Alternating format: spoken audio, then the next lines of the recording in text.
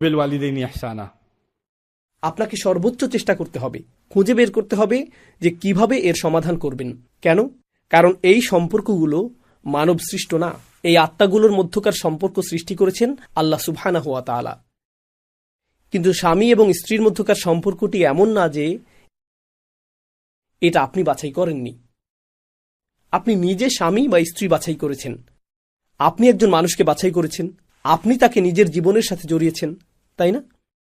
আর যেহেতু আপনি তাকে বাছাই করেছেন, তখন প্রত্যেকবার যখন কোনো সমস্যা দেখা দেয় আপনার অবস্থা হয়, আমি তো ভুল সিদ্ধান্ত নিয়েছিলাম, কেন আমি তাকে বাছাই করলাম, আরো ভালো কাউকে বাছাই করা উচিত ছিল, আমার জন্য কি এখনো কোনো বিকল্প আছে?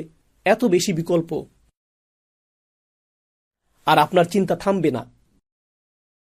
মন কেন সেদিকে যায়? কারণ সম্পর্কের মূল ভিত্তিটিই মিথ্যা। সম্পর্কের ভিত্তি বাহ্যিক কোনো বিষয়ের সাথে সম্পর্কিত না। একটি সম্পর্কের ভিত্তি হল আপনি সেই ব্যক্তির মাঝে প্রশান্তি এবং স্বস্তি খুঁজে পাচ্ছেন কিনা। আর আপনি যদি এখনো তা না পেয়ে থাকেন, তাহলে আপনাকে সেই মানুষটির ভেতরে সেটা তৈরি করতে হবে। কারণ সৌন্দর্য ম্লান হয়ে যাবে, বন্ধুত্ব দুর্বল হয়ে যাবে, দায়িত্বের বোঝা এসে পড়বে, আগের মতো আর সময় দিতে পারবেন না।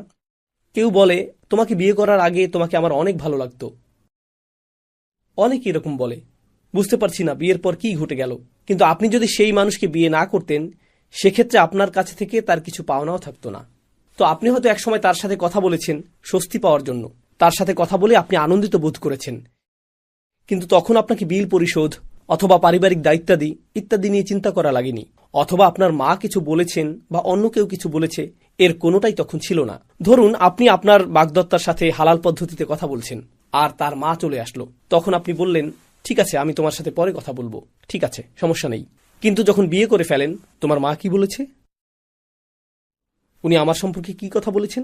উনি আমার দিকে এভাবে তাকিয়েছেন কেন? উনি আমার দিকে এভাবে তাকালেন কেন? উনি প্রথমে আমাকে কল দিলেন না কেন? উনি ঘন ঘন চলে আসেন। হঠাৎ করে এই সমস্যাটি সৃষ্টি হলো। আমি আপনাদের আলোচনা করছি না, আপনাদের অনেকেই রয়েছে এমন যে আপনি যেই মেয়েকে বিয়ে করতে চান তার সাথে কথা বলছেন, আপনি এটাকে হালাল বলছেন, কিন্তু ঘন্টার পর ঘন্টা কথা বলছেন, এরপর অনুভব করছেন সে আমার জন্য পারফেক্ট। ঠিক আছে, জানেন কেন সে এখন আপনার জন্য পারফেক্ট? কারণ এখন শুধু সে আর আপনি, এই সম্পর্কের মাঝে অন্য কেউ নেই। এই সম্পর্কের মাঝে অন্য কেউ নেই। যেই মুহূর্তে আপনি বিয়ে করেন, জানেন তখন আমরা কি ভুল করি? যখন আমরা তরুণ তরুণীকে বিয়ে দেই, কে তাদের মাঝে আসে? এখন এই সম্পর্কটি আর স্বামী স্ত্রীর মাঝে সীমাবদ্ধ না। জানেন সম্পর্কটিতে কে থাকে? স্বামীর মা আর স্ত্রীর মা, স্বামীর বাবা, স্ত্রীর বাবা, ভাই বোন, চাচাতো ভাই, খালাতো ভাই। কেন তুমি তাদেরকে ঈদ